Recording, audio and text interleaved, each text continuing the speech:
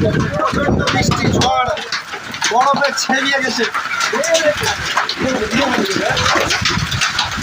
পুরো রাস্তায় বরফ।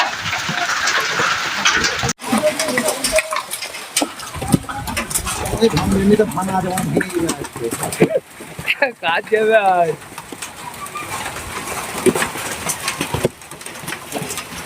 বরফ বেঁধে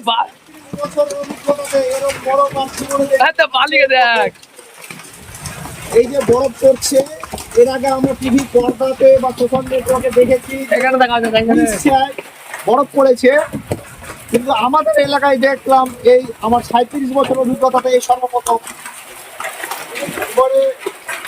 ছোট ছোট বরফে একবারে ছাইছে আমাদের এই এলাকায়।